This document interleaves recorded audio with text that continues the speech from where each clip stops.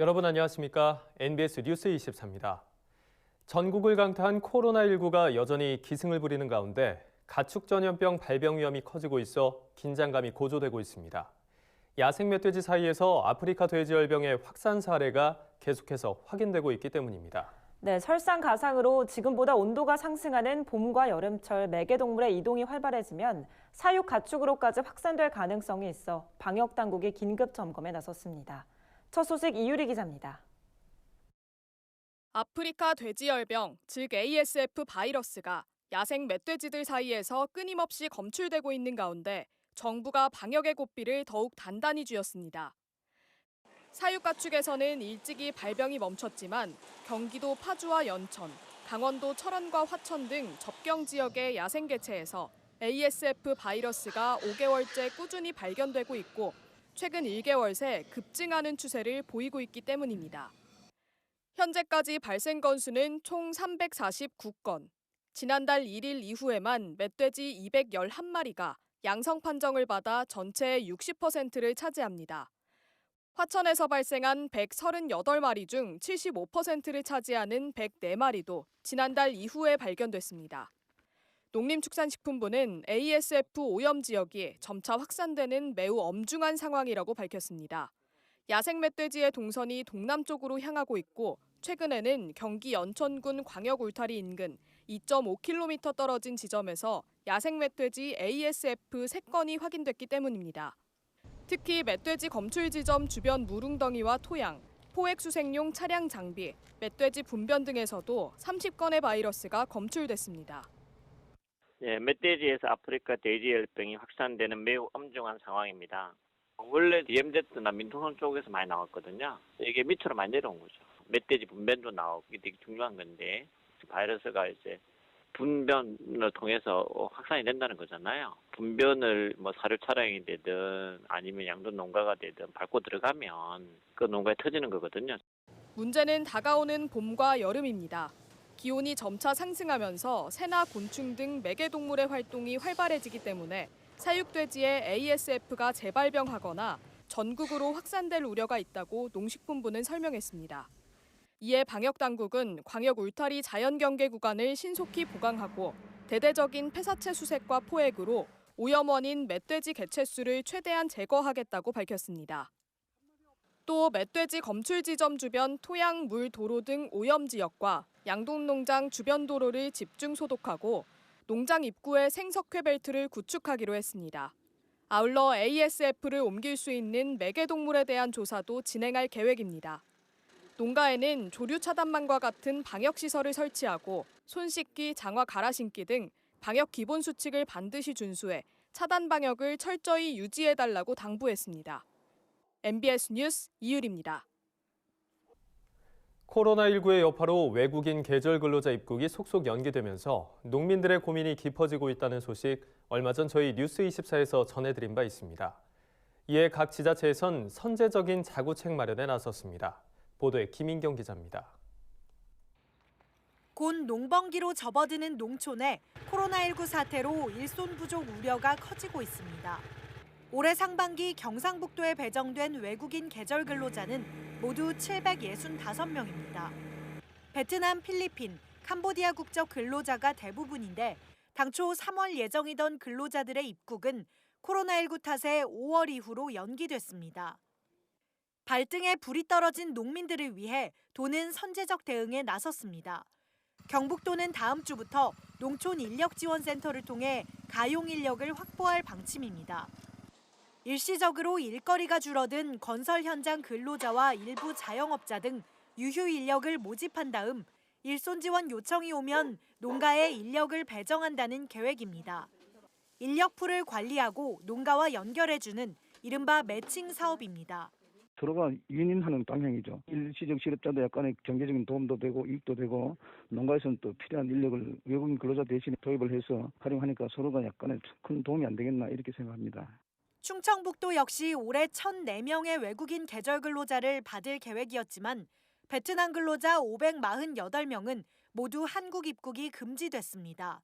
당초 계획했던 외국인 계절 근로자의 절반 이상이 공백 상태가 된 겁니다.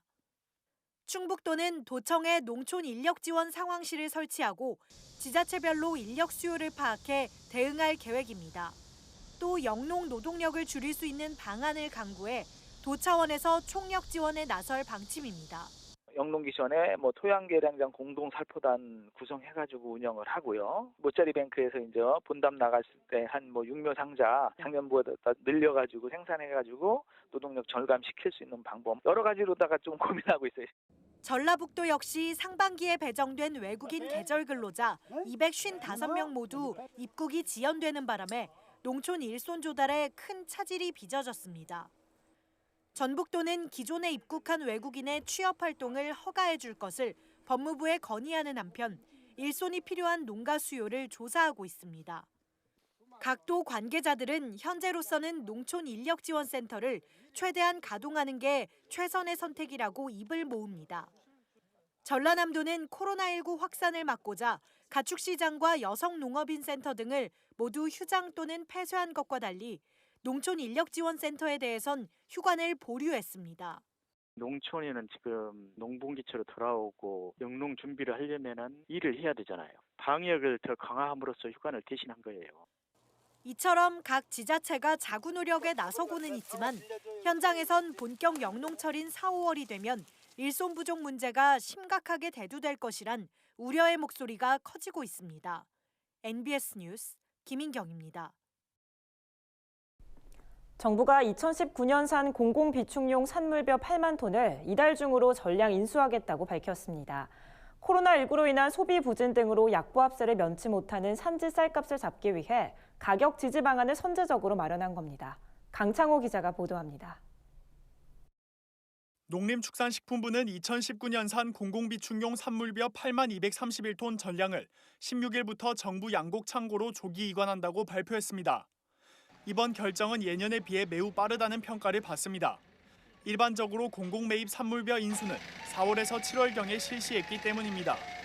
또 과거에는 RPC 인수 희망 물량을 제외한 양만 인수했으나 올해에는 산물벼를 전량 인수하기로 결정한 겁니다. 민간 유통업체에서 쌀값에 대한 불안감이 있는 것은 사실인 것 같습니다. 그래서 저희가 갖고 있는 그 산물벼를 전량 정부가 인수하기로 결정을 한 겁니다. 올해 산지 쌀값의 하락세로 산지와 유통업체들의 불안감이 커진 상황입니다. 2월 초까지 80kg당 19만 원대를 유지하던 산지 쌀값은 3월 5일에는 18만 9,556원까지 하락했습니다. 전문가들은 올해 쌀 공급량이 수요량보다 부족한데도 쌀값이 내리막을 타는 이유로 코로나19 사태의 영향이 크다고 지적합니다. 연초 예정됐던 모임과 행사들이 취소되면서 외식업체에 불황이 찾아왔고 RPC의 판매 물량도 대폭 줄었습니다. 더구나 지난해 국민 1인당 쌀 소비량이 59.2kg으로 역대 최저를 기록하면서 쌀 소비 부진이 이어질 것이란 전망도 나온 바 있습니다. 우선 코로나 때문에 외식 소비나 식자재 업체 쪽은 소비가 많이 감소를 하긴 했고 아무래도 소비가 좀 부진해서 가격이 좀 떨어지는 걸로 그렇게 보고 있습니다. 산지에서는 정부의 선제적 조치가 쌀값 인상에 긍정적인 요인으로 작용할 것이라며 기대감을 드러냈습니다. 산지와 유통업계에선 지난해 태풍 피해를 입은 일부 벼들이 시장에 저가미로 유통되면서 가격을 끌어내리고 있다는 우려가 팽배한 상태였습니다. 이에 따라 막연한 불안감이 쌀값 추가 하락을 일으킬 수 있는 만큼 공공비축용 산물벼를 정부가 빨리 인수해야 한다고 요구해왔습니다. 발표를 하지 않으면 개인 RPC랄지 또 일부 농협들이 이게 추후에 정부가 시장에 방출할 수 있는 요인이 있다라는 어떤 기대 심리에 필요하지만은 벼를 매입하지 않을 수도 있었다라는 거죠. 시장에다가 정부에서 매입해 놓은 산물벼는 시장에 팔지 않겠다라는 강한 메시지를 줬기 때문에 그 기대 심리가 약화되기 때문에 정부의 선제적인 조치가 쌀값 지지 효과를 가져올 수 있을지 귀추가 주목됩니다.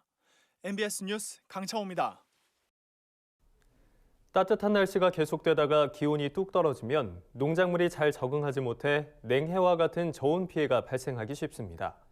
올겨울은 유난히도 기온이 높았기 때문에 꽃샘추위로 인한 농작물 피해가 평소보다 더 클 것으로 예상되는 만큼 이를 예방하기 위해 각별한 주의가 필요해 보입니다.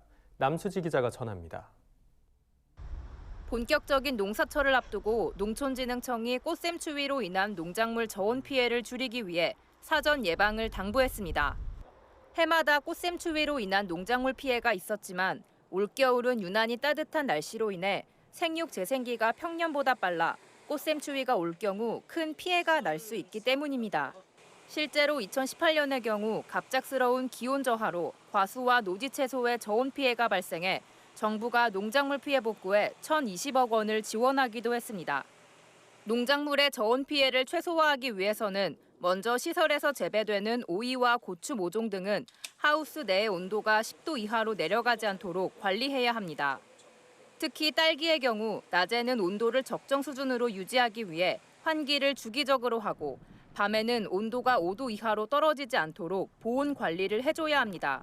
과실나무는 평년 대비 약 20일 이상 꽃이 일찍 필 것으로 예상되기 때문에 미세 살수 장치와 차가운 공기를 순환시키는 방상팬을 사용해 암술이 까맣게 타 죽는 냉해를 방지해야 합니다. 또 마늘과 양파 같은 월동작물은 평년보다 생육이 빨라 웃자람이 심하고 병해충 발생이 늘고 있어 비료의 양을 줄이는 동시에 적기 방제를 해줘야 피해를 예방할 수 있습니다. 쌀 작물들은 이제 밤에 좀 보온을 요즘 같은 게 잘해주셔야 되고요. 낮에도 온도가 30도씨 이상 올라가지 않도록 환기 같은 걸로 잘 해주셔야겠습니다. 작물이 피해 받은 이후에 병해충 방제라든지 또는 그 생육 회복을 위해서 요소비료 이런 것을 밑에다 뿌려준다라든지 농촌진흥청이라든지 지군 농업기술센터 이렇게 다 같이 저온 피해가 나면 그 농업인들 대상으로 현장 기술 지원, 컨설팅도 이렇게 추진을 할 계획입니다. 농진청은 개화가 빨라짐에 따라 꽃샘추위로 인한 농작물 저온 피해가 예상되는 만큼 보다 철저한 관리를 당부하는 한편 농작물 피해에 대비한 현장 기술 컨설팅을 계획하고 있다고 밝혔습니다. MBS 뉴스 남수지입니다. 저출산 고령화에 청년층 인구 유출까지 더해지면서 소규모 시군의 활력이 사라지고 있는데요. 이에 정부가 공모 사업의 일정 비율을 인구 감소 지역에 우선 배분해 이들 지역을 안정적으로 지원하기로 했습니다. 행정안전부는 지방자치단체를 대상으로 공모 사업을 추진할 때 일정 비율을 인구 감소 지역에 우선 배분하겠다고 최근 밝혔습니다. 최근 수도권 인구가 전국의 50%를 넘어선 반면 소규모 시군의 인구는 지속적으로 감소하는 등 지역 인구 감소 문제가 심화됨에 따라 인구 감소 지역을 안정적으로 지원하기 위해서입니다. 공모 할당 비율은 33%로 지방자치 분야 공모 사업 3건 중 1건은 인구 감소 지역에 의무적으로 할당되는 겁니다. 할당제 대상 지자체는 2000년 대비 인구가 줄어든 인구 10만 명 이하 지자체 중 인구 감소율 10% 이상, 최근 5년간 고령 인구 비율 20% 이상, 또는 최근 5년간 생산 가능 인구 비율 하위 50% 중 하나 이상의 조건을 충족하는 곳으로 전국 74개 시군이 해당됩니다. 이들 74개 시군은 전국 226개 시군구의 33%를 차지하며 이 지역에 거주하는 주민은 우리나라 전체 인구의 7%에 해당합니다. 할당제를 적용하는 사업은 인구 감소 지자체에 특히 도움이 될 것으로 예상되는 청년 활력 및 자립 지원, 저출산 대응 공모 사업 등 지방자치 분야에서 시행하는 14개 사업입니다. 개별 사업 할당률은 사업 특성에 따라 차등으로 적용됩니다. 접경지역 LPG 배관망 사업비는 75%, 청년 활력 및 자립 지원 사업은 50%, 지자체 저출산 대응 공모 사업은 43%가 적용돼 33% 이상의 비율로 할당되는 겁니다. 행안부는 공모 사업 할당제가 지역 인구 감소 위기를 극복하고 과소시군이 보다 적극적으로 공모에 참여할 수 있도록 동기를 부여한다는 입장입니다. 과소시군의 경우는 특별한 아이템을 개발해낼 여건이 좀 어렵기에 이렇게 할당제를 통해 지원해주는 것은 좋다고 생각합니다. 적극적으로 참여를 할 수가 있을 것 같습니다. 행안부는 우선 14개 사업을 시범으로 실시한 뒤 성과 평가를 거쳐 전체 공모 사업으로 할당제를 확대해 나갈 계획입니다. 다음은 간추린 뉴스입니다. 영광군 농협쌀 조합 공동사업법인은 코로나19 사태로 위축된 수출 경기를 회복하고자 전남쌀 공동 브랜드인 풍광수토 5톤을 미국으로 첫 수출했다고 최근 밝혔습니다. 4kg 단위로 포장한 풍광수토는 미국 상설 전시 판매장인 한남체인 4개 점과 아시플라자 시카고점 등 모두 5개 점에 공급 판매될 예정이며 오는 4월까지 추가로 5톤을 수출할 방침입니다.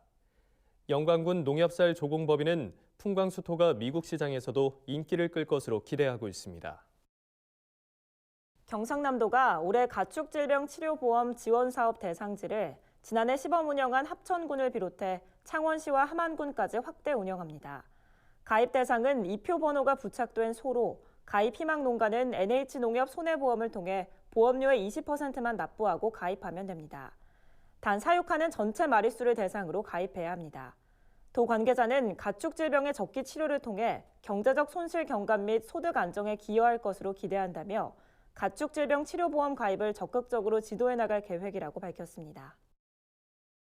한국생활개선회 경기도연합회가 최근 코로나19로 인해 마스크를 구하기 힘든 취약계층을 위해 면 마스크를 제작해 기부했습니다. 한국생활개선회가 기부한 마스크는 면을 직접 재단해 만든 수제 마스크로 교체용 필터 3개와 함께 포천, 용인시에 각각 1,000개씩 해당 시청 및 취약계층에게 전달됐습니다. 도 관계자는 생활개선회 경기도 연합회원들의 기부가 도내 지역 취약계층에게 큰 힘이 되고 코로나19의 조기 종식에 보탬이 되길 바란다고 말했습니다. 전라북도는 고소득 원예산업 기반 조성을 위해 올해 2개 분야 15개 사업에 총 501억 원을 투입한다고 최근 밝혔습니다. 분야별 예산은 ICT가 융복합된 스마트팜 확산 3개 사업에 42억 원, 고품질 농산물 생산 기반 조성 12개 사업에 459억 원 등입니다. 아울러 도는 시군의 특용작물 및 특성화된 품목 육성을 위한 시설 지원에 146억 원을 투자할 방침입니다. 도 관계자는 지속적인 현장 소통을 통해 고소득 원예 산업을 일궈낼 수 있도록 노력해 나가겠다고 밝혔습니다.